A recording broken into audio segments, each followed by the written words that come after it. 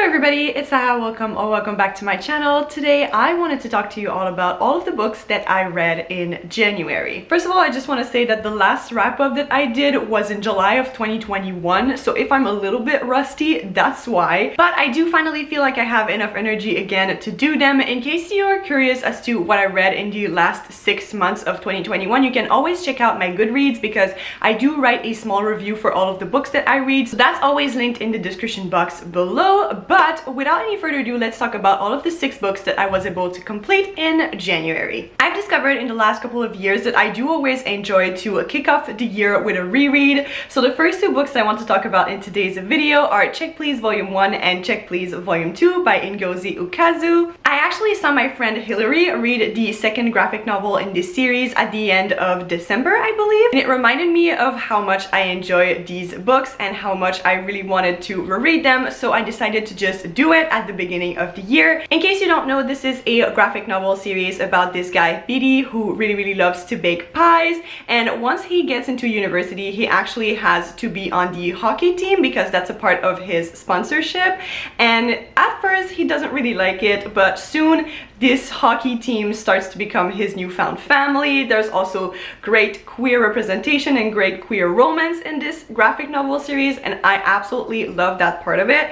And this is one of the only things in life that has ever made me care about hockey, because I honestly couldn't care less about sports, but whenever I read those graphic novels, I turn into a historical hockey mom. Honestly, there is no other way to describe it. I just root for all of those characters so damn much. I am here for all of it. I love all of the banter between them and their great friendships. I love that they're always there for one another. They're kind of like bro-y kind of jock dudes, but I just find them very endearing and love all of them so much. I also really love the romance in this. I think it's just so sweet, and one of the main characters is actually French Canadian, which I really love. I love the representation because he's perfect and he's my favorite and I love him with all of my heart. So yeah, this graphic novel series is just so much fun. It's light and full of humor, and if you really just want to have a good time, I would highly recommend these. They're absolutely incredible. Then the next book that I finished in January was She Who Became the Sun by Shelley Parker Chan.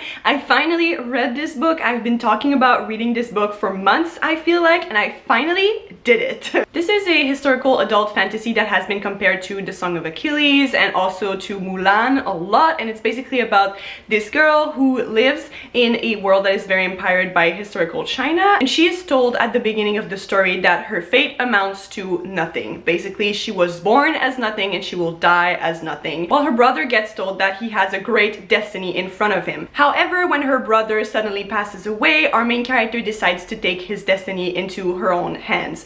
This was a very interesting book to me. I was expecting to enjoy it a bit more, and I think that the reason why I didn't is because of the main character, Zhu, because I felt like I couldn't really understand her motivations besides wanting greatness for herself and wanting to be remembered. I couldn't really understand all of the reasons why she was being so reckless and so hungry for power, which I always find interesting in female characters, but for whatever reason in this book I just couldn't really understand why and really get attached to her because of that. I really enjoyed all of the other side characters, however, and I wish that we had more of them. For instance, there is a character who is the general of the opposite army that our main character is fighting against, and I loved his storyline so much. I loved his relationship with all of the other characters on that side, and it was so complex and so messed up, and I really wanted to see more of him. This is definitely a more military-based fantasy. It has a lot of battle, it has a lot of political maneuvering, which I really found interesting. I also really loved the world building.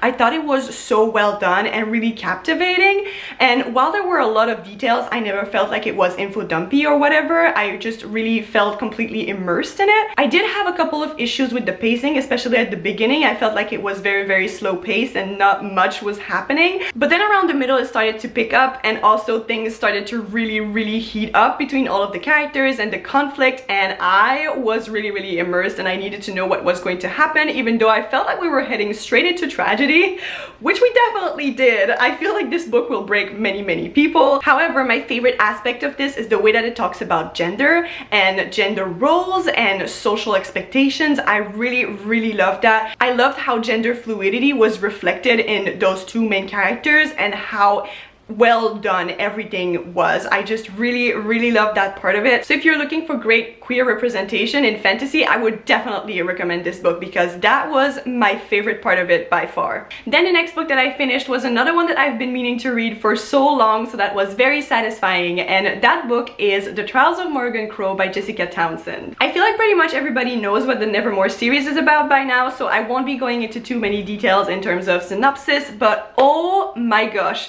you all are so right. This book is absolutely delightful. I really loved Morrigan, our main character, as well as Jupiter Nord, who is kind of like her mentor figure. I loved him so much. He was so eccentric. I also really love Fen, the huge cat. I think she's amazing. She is so sassy. I also really love the world building. I love that it felt familiar, but also turned so many fantasy tropes on their heads. I love that it was original, but also felt kind of nostalgic at the same time. But definitely one of the things that I loved the most about this book was the humor, because the writing had me giggling at every single page. I swear it was just so funny and so entertaining the entire way through. Obviously because it's a middle grade novel, and also because I've read quite a lot of fantasy books in my lifetime, I kind of saw all of the plot twists coming.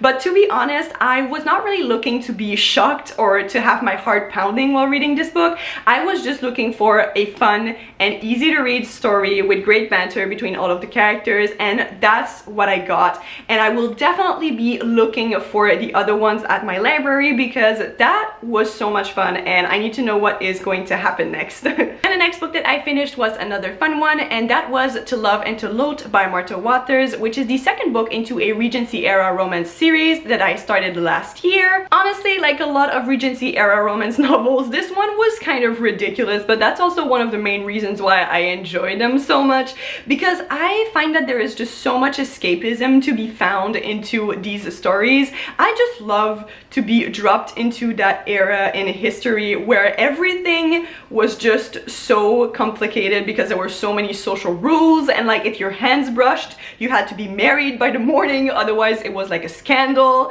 I just love that. I think it's so much fun, and the characters in this one were just frankly ridiculous, and I loved all of the shenanigans that they got into. As always, the conflict between them could have been solved if they only knew how to communicate, which can be a little bit frustrating, but also can be very funny sometimes. So yeah, this one was definitely a fun ride. If you're looking for like a romance with a bit more depth, I wouldn't necessarily go for that series, but it's also a lot of fun. So if you're just looking to be entertained and have a little bit of swoon, a little bit of steam in your life, then I would definitely recommend. And I will be reading the third book that is coming out this year in this series because I just eat all of it up all the time. And then finally, the last book that I read was a graphic novel anthology called This Place 150 Years Retold, and that's basically a collection of short graphic novels, like short stories but in graphic novels format, that retells Canadian history through the perspective of Indigenous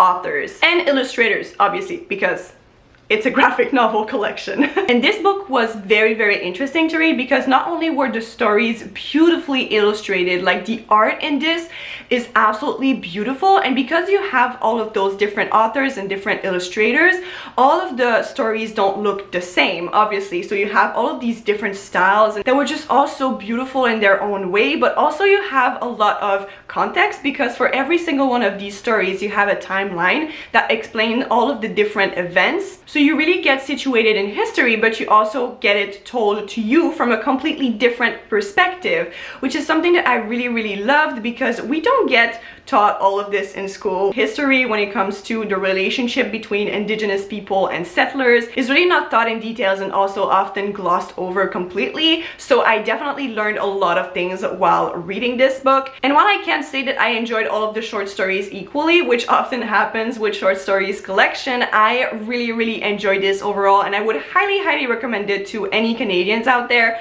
or just anyone who wants to learn more about Indigenous people, because this was just so good. But that brings us to the end of this wrap up. January was definitely a very solid month for me in terms of reading. Let me know down below which was the best book that you've read so far this year, because I'm always very curious to know. I hope that you really enjoyed this video. If you did, please don't forget to subscribe, and I will see you in my next one. Bye!